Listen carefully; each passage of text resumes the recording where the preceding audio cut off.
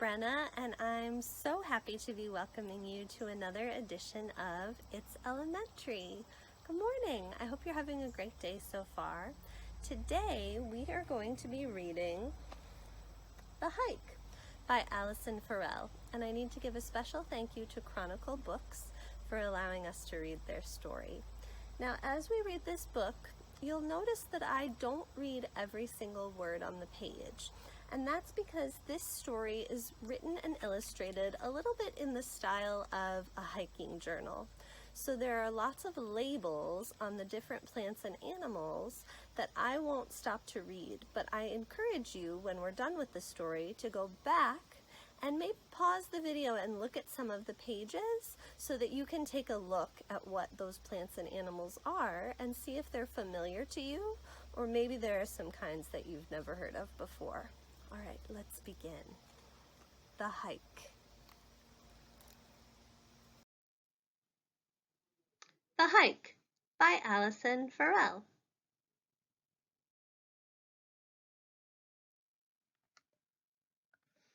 Yoo-hoo! Almost ready?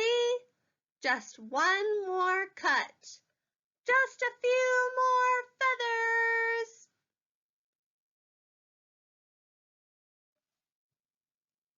We are going on a hike.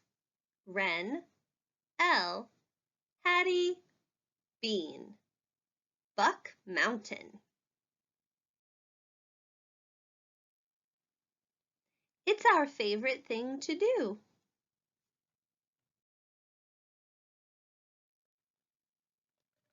Hey, wait for me!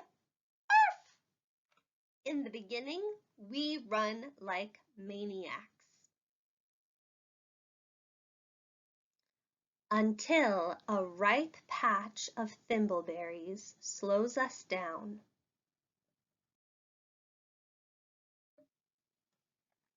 Elle teaches us how to make leaf baskets.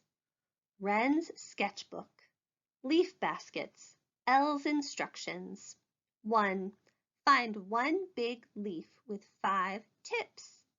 2. Poke stem into opposite leaf tip. 3. Tip by tip, poke leaf tips with stem. 4. Pack with berries. Like this, Elle? Yep.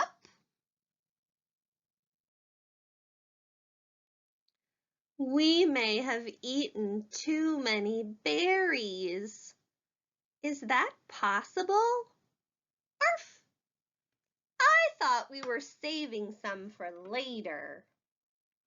And this is a side note from Miss Brenna. Please don't ever eat any berries or anything else you find out in the wild without checking with a trusted grown-up to make sure that it is safe.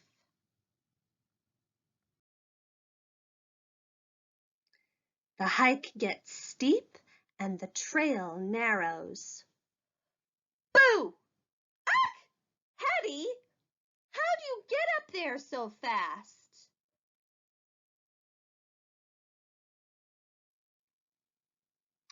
We get lost. Yep. Which way is north? Pretty sure we were not supposed to cross a river yet. Did we go left after the berry patch? Right, I think. Wren, what's another word for blue? Azure, cerulean, cobalt? Wren's sketchbook. Hattie always finds the route. Bird's eye view of Hattie. We're halfway there! In no time, we get back on track. Who made these?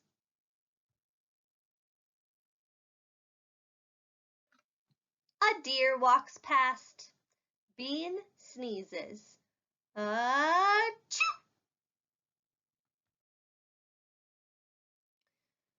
The deer vanishes so quick, we wonder if it was ever really there.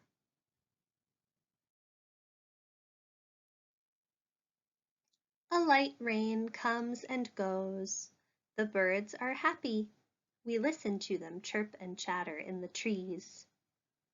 This is the river we were looking for, right, Hattie? Yep. Wren's sketchbook. Birds we saw at Whitefish River. Anna's hummingbird. Mountain chickadee. Mountain bluebird. Hattie gets tired. Elle offers to carry her. We can't hear you. I said 30 minutes to the top. Soon, Elle is tired too.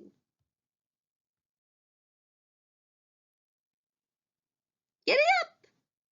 I can't do this much longer. Ride's over, everyone.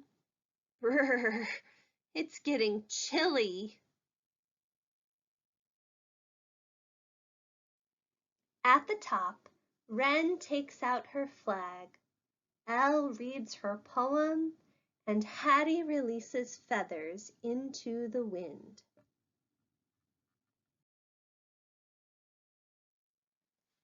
We did it.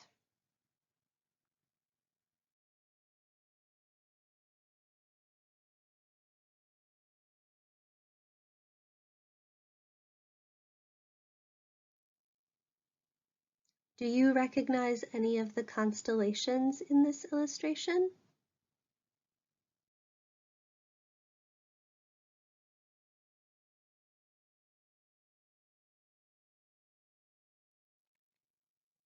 Now here are some pages at the end of the book showing notes from Wren's sketchbook.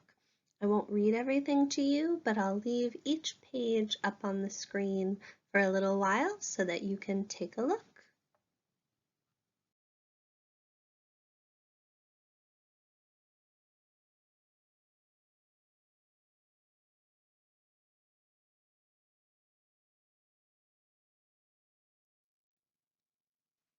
Do you notice any interesting facts on these pages that are new information for you?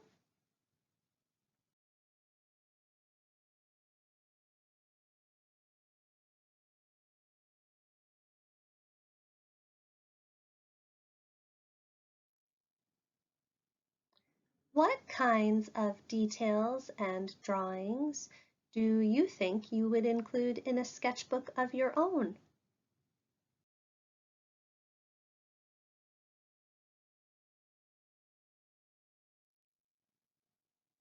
Here are a couple more pages from Wren's sketchbook. Do you have any idea what phase of the moon we are currently in?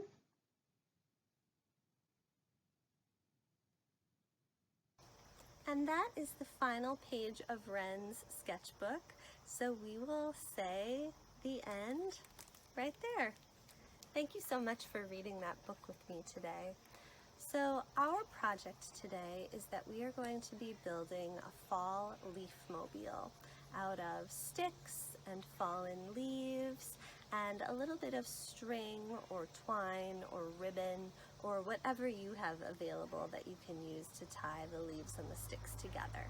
So before I started reading that story to you, the first thing I did this morning was take a little walk around my yard and my neighborhood to pick up the supplies that I would need to put my mobile together. And I will say that if you are going to go for a walk, please make sure to take a grown-up with you, or at least make sure that they know where you're going to be at all times. So the first thing I did was pick up a few sticks. And I tried to look for sticks that had an interesting shape, like this one. I got a few that were a little bit more straight across in case I decided to use that for my mobile. I wasn't sure what I was going to want, so I just grabbed a few that I thought had good potential. And then the next thing I did was start to look for the leaves that I would need to build my project. And at first, as I was looking, I really felt like I couldn't find anything. I think I was a little bit grouchy. it was early in the morning. Maybe I wasn't quite in the mood for a walk yet. But the more I kept looking and really starting to pay attention to what I could see on the ground around me, the more I started to notice how many beautiful choices there really were. So I found this oak leaf. I like it because it's a combination of green and brown. I found this big yellow and brown tulip tree leaf. And I'm just going to show you a few. This yellow leaf, nice and bright.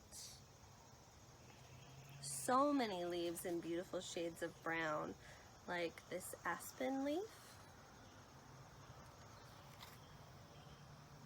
Another oak tree leaf from my yard. And this big crunchy leaf. This one's from a sycamore tree. Also some littler ones, like this sweet gum leaf. And then I just kept looking and picked up whatever looked interesting to me. So I'm going to take you through a short slideshow that shows you the rest of the ingredients for this project and a little bit of the process that I went through to put my fall leaf mobile together.